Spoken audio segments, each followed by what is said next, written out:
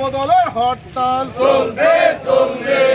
বাগেরহাট জেলায় 4টি সংসদীয় আসন পুনর্বহালের দাবিতে সর্বদলীয় সম্মিলিত কমিটির ডাকে মঙ্গলবার সকাল 9টা থেকে দুপুর 1টা পর্যন্ত জেলা ও উপজেলা নির্বাচন অফিসের সামনে অবস্থান কর্মসূচি পালিত হয়েছে। নির্বাচন কমিশন বাগেরহাটের 4টি সংসদীয় আসনের মধ্যে একটি কমিয়ে 3টি করার ঘোষণা দেওয়ার পর থেকে রাজনৈতিক অঙ্গন সহ সাধারণ মানুষের মধ্যে উত্তেজনা দেখা দেয়। এরই ধারাবাহিকতায় বিএনপি, জামাত, ইসলামী আন্দোলন, এনসিপি ও অন্যান্য দল ও সংগঠনের নেতাকর্মী সহ সর্বস্তরের মানুষ এই অবস্থান কর্মসূচিতে অংশ নেন। কর্মসূচিকে ঘিরে সকাল থেকে জেলা ও উপজেলা নির্বাচন অফিসের প্রধান ফটকে তালা ঝুলিয়ে দেয় কর্তৃপক্ষ। এছাড়া নিরাপত্তার স্বার্থে সব নির্বাচন অফিস এলাকায় অতিরিক্ত পুলিশ মোতায়েন করা হয়, তবে কোথাও কোনো অপ্রীতিকর ঘটনা ঘটেনি। অবস্থান কর্মসূচির পাশাপাশি বিভিন্ন স্থানে মহাসড়ক অবরোধ ও বিক্ষোভ মিছিল করা হয়। সোমবারের পূর্ণ দিবস হরতাল শেষে আসন্ন দুর্গাপূজা উপলক্ষে 2 দিনের আংশিক হরতাল প্রত্যাহার করে টানা 2 দিন অবস্থান কর্মসূচির ঘোষণা দেয় সর্বদলীয় সম্মিলিত কমিটি। বুধবারও সকাল 9টা থেকে দুপুর 1টা পর্যন্ত